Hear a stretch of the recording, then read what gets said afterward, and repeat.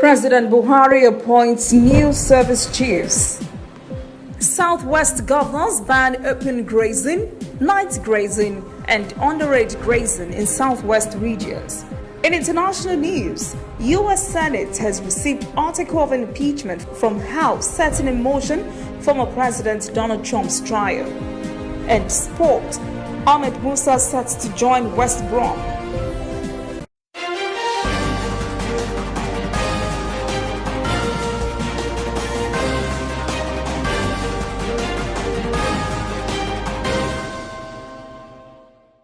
This is ANN News. I am Olajumoke Olatunji. President Muhammadu Buhari has approved the appointment of new service chiefs after the resignation of their predecessor. The president's special advisor on media and publicity, Femi Adesina, said in a statement on Tuesday, the outgoing service chiefs are Chief of Defense Staff General Abayomi Olonishakin, Chief of Army Staff Lieutenant General Tiko Buratai, Chief of Naval Staff Vice Admiral Ibok Ekwe Ibas, and Chief of Air Staff Air Marshal Sadiq Abubakar. The statement says Buhari thanks the outgoing service chiefs for what he calls their overwhelming achievements in the nation's efforts at finding enduring peace. The new service chiefs are Major General Leo Irabo as Chief of Defense Staff, Major General I. Atahiru, Chief of Army Staff, Rear Admiral A.Z. Gambo, Chief of Naval Staff, and Air Vice Marshal I.O. Amao, Chief of Air Staff.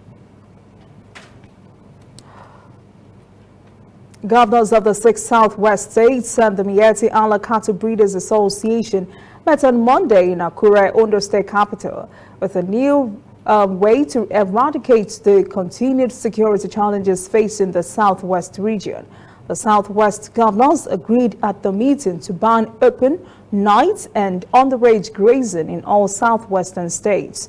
The meeting was held at the expiration of Governor Rotimi Akeredolu's 7-day ultimatum to unregistered herders to vacate all states' forest reserves. Ekiti Governor Kayode Fayemi said Governor Akeredolu's ultimatum was misconstrued by the media. National Chairman of the Miyetti Allah, Muhammadu Kiruwa, says his association is willing to work with the government and security agencies to fight criminality. Another meeting in Oyo State over another herdsman issue was attended by members of the Nigeria Governors Forum, including all Southwest governors, Mohammed Badaru of Jigawa State and Atiku Bagudu of Kebbi State.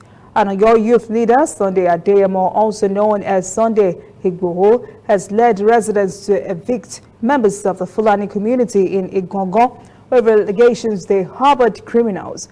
A house belonging to Sunday Igboho was gutted by fire on early this morning. Igboho says he would not be in a haste to credit the violence to the Fulanis. He said he would allow authorities to investigate and find out the culprits.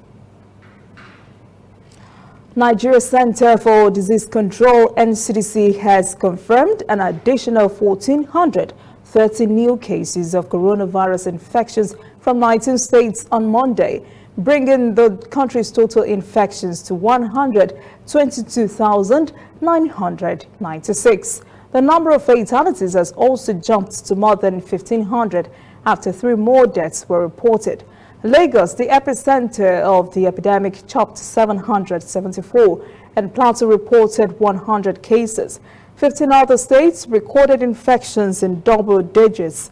Ekiti and Gombe recorded 5 and 1, respectively. NCDC further reports more than 10,000 COVID-19 recoveries and discharges. In all, 98,359 patients have been sent home from isolation centers across the country. The health agency also says COVID-19 admissions had increased and more than 23 patients are still receiving treatments. Lagos State Governor Babajide Sanwo-Olu says the government has kicked off plans to bolster mass vaccination of Lagos residents and a 60% vaccine rollout in a few weeks. Sanwo-Olu says despite the plans for massive rollout, the state government did not have the resources to make the COVID-19 vaccine available to all residents. He said critical segments in the state's population would be vaccinated to achieve herd immunity against the pandemic. Nigerian health authorities are calling for caution after schools reopened across the country despite a jump in confirmed COVID-19 cases. Some state governors had postponed resumption, but authorities say approval came after an assessment team had visited all institutions to ensure compliance with COVID-19 protocols. Correspondent Deji Badmos has the story. With the surge in COVID-19 infections, many had predicted students' turnout at school will be low. But surprisingly, the reverse has been the case.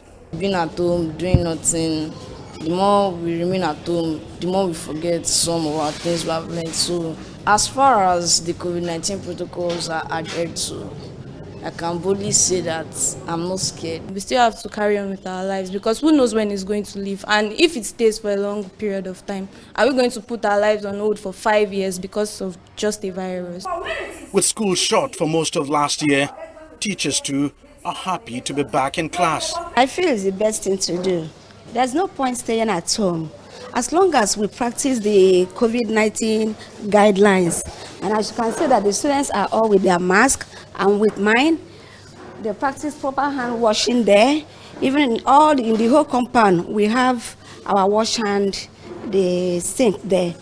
Not all schools in the country have reopened. Some states have moved their school resumption date forward, waiting to see how the COVID-19 situation plays out. The decision to reopen schools in Nigeria is a controversial one. The Lagos state government estimates that about 24,000 students in the state are yet to resume for fear of the pandemic. For now, authorities are committed to ensuring that the students who have resumed are kept out of COVID's way, at least while they're in school.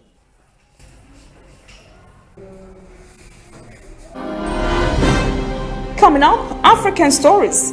U.S. President Biden to impose South African travel ban over new COVID-19 variants. And later, international news. U.S. Senate has received article of impeachment from House setting in motion former President Donald Trump's trial.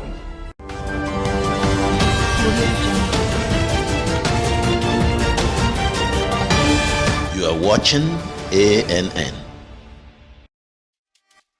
This is a public service announcement on your National Identification Number, NIN. First, dial *346# to get your NIN and write it down. This will enable you link your NIN to all your numbers easily. You can now use any of these 4 ways to link your NIN to all your MTN lines. 1. Dial *785*NIN#. 2. Visit My MTN app. 3. Visit www.nin.mtnonline.com. 4. Text your NIN number to 785. Remember, this includes your data SIMs and other alternate lines. For those without NIN, visit the NIMSI website to find a registration location. Avoid disconnection. Link your NIN to all your MTN lines before 9th February 2021.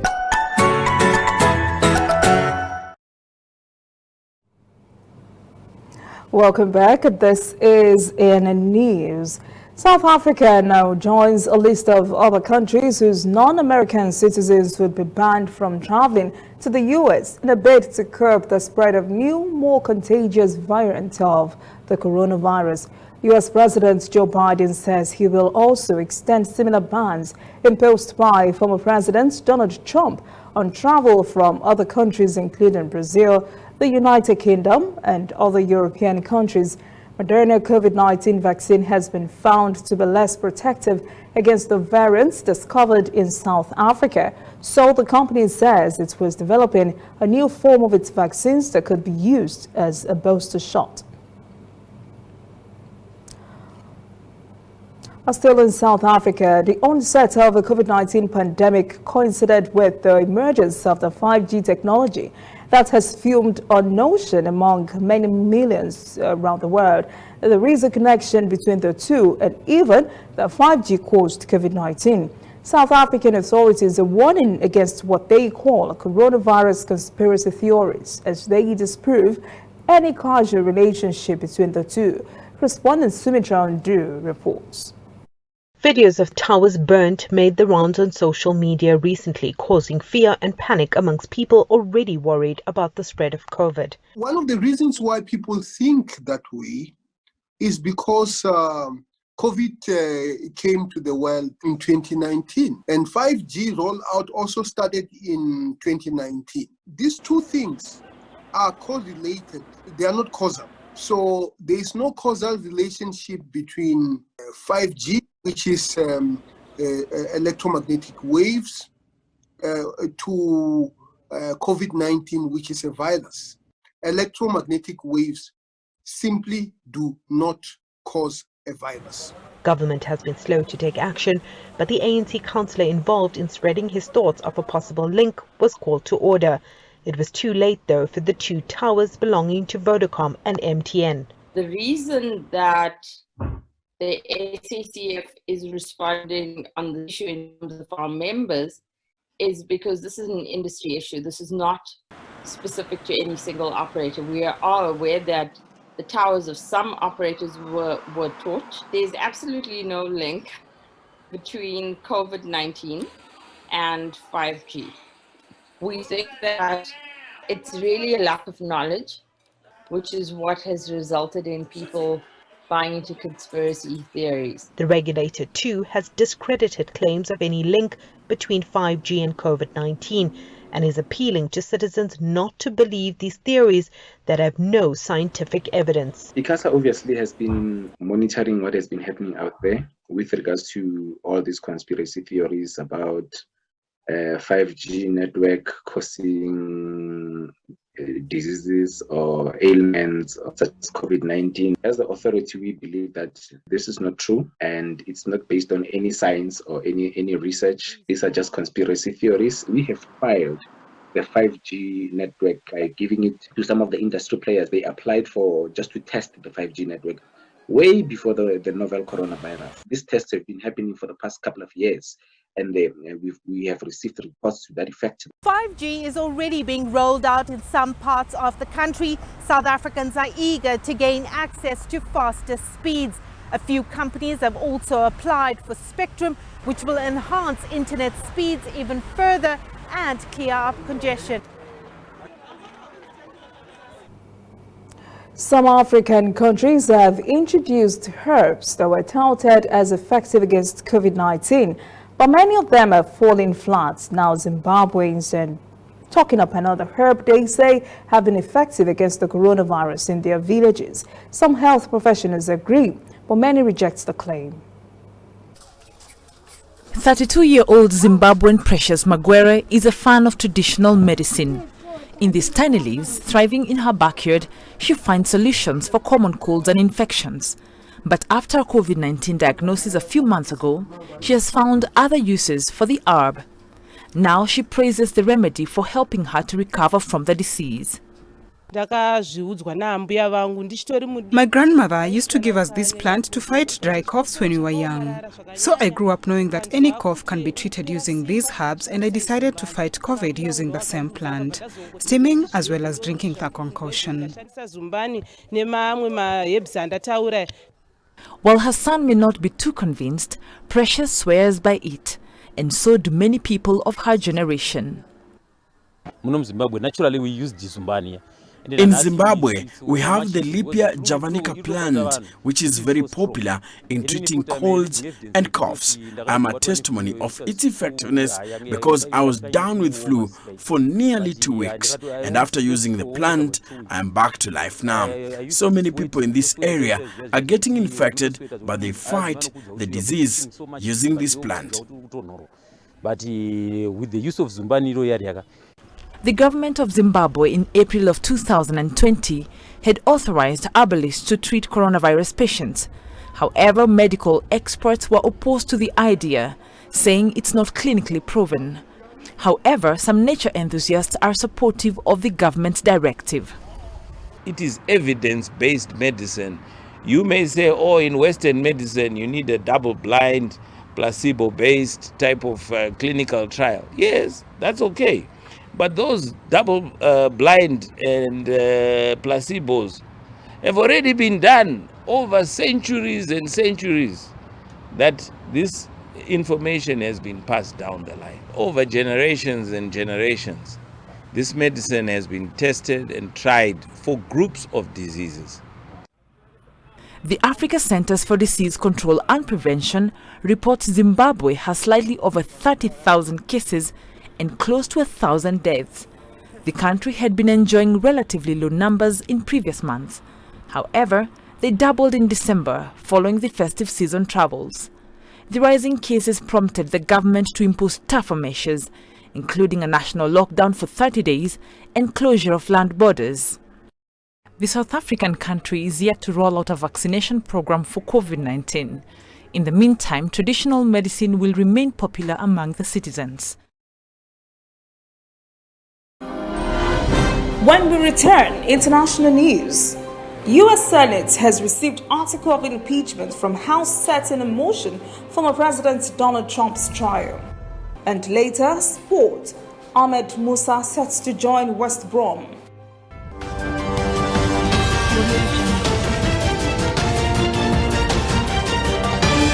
You are watching ANN.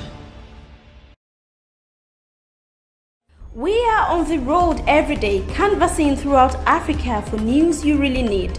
We follow this story everywhere, from every corner of Nigeria to the wide African expanse.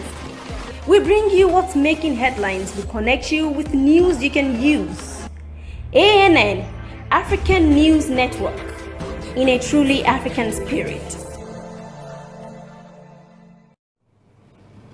Welcome back. This is ANN News. The U.S. House of Representatives has delivered to the Senate its impeachment charge against former President Donald Trump. House Democratic prosecutors made the ceremonial walk across the Capitol last night to deliver the charge of incitement of insurrection. The trial is set to begin on February the 9th. Unless the Democratic senators find 17 Republican colleagues to join them in voting against Trump, the trial would end in no conviction. There are indications from several Republican senators that they would be open to a conviction of the former president, but the numbers are still short of the 17 needed. The insurrection on January the 6th was to stop the lawmakers from performing their constitutional duty of certifying the Electoral College vote that elected Joe Biden president. Democrats believe this is an open and shut case that unfolded on live television before the whole world.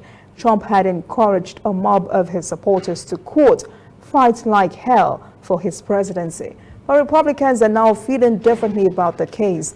Trump is the only sitting president to be impeached twice and is the first former president to face impeachment trial. Although Republican senators are cooling in their openness to a conviction, Democrats maintain it is necessary to hold the former president accountable for encouraging the invasion of the Capitol. China's President Xi Jinping has called on the world to strengthen macroeconomic policy coordination and bolster the role of the G20 in global economic governance as it pointed to a rather shaky recovery from the coronavirus pandemic. Speaking at a virtual meeting of the World Economic Forum, Xi said the global economic outlook remained uncertain and public health emergencies may very well recur in the future.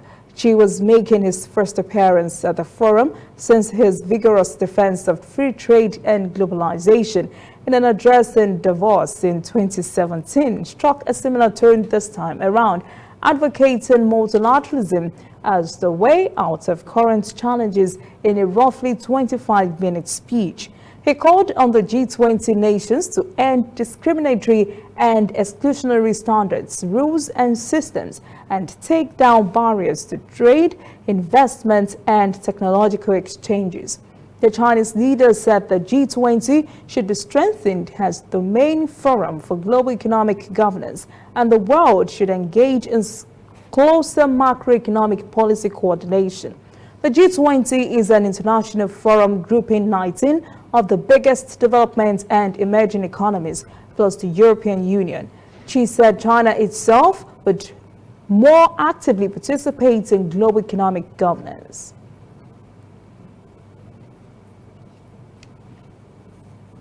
As the United Kingdom's COVID-19 death toll approaches 100,000, grief-stricken relatives of the dead are expressing anger at Prime Minister Boris Johnson's handling of the worst public health crisis in a century. When the novel coronavirus emerged in the United Kingdom last March, Johnson initially said he was confident it could be sent packing in weeks. Now the country has recorded nearly 98,000 deaths, the world's fifth worst official death toll. That figure is more than the country's total civilian toll in World War II. The United Kingdom's death toll, defined as those who die within 28 days of a positive test, rose to 97,939 on Sunday. The toll has risen by an average of more than 1,000 per day for the past week. The European Union has urged pharmaceutical companies to respect contracts already signed for the supply of COVID-19 vaccines, as Pfizer and BioNTech announced delivery delays because of production issues. The EU is set to face more challenges in its COVID-19 vaccine rollout. The latest comes from AstraZeneca, who have announced a 60% cut in its EU vaccine delivery due to production issues. Just a week ago, Pfizer and BioNTech slowed their vaccine supplies to the bloc, citing the work needed to ramp up production in their European facilities. The EU's health commissioner expressed deep dissatisfaction at the news, while Italian Prime Minister Giuseppe Conte called supply deals unacceptable. France's top health advisory body has recommended doubling the time between the two required COVID-19 jabs from 3 to 6 weeks in order to continue inoculating people. Germany, which has vaccinated more than 1.5 million people, says it is still expecting 3 million doses of the AstraZeneca vaccine in February and intends on vaccinating all citizens who want the jab by this summer, providing the expected approvals for further vaccines come through. Up next, sport. Ahmed Musa set to join West Brom. Please stay with us.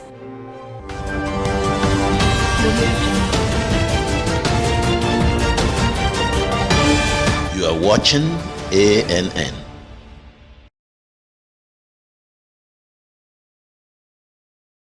Whether in your house, at your office, on your phone or online, we are there.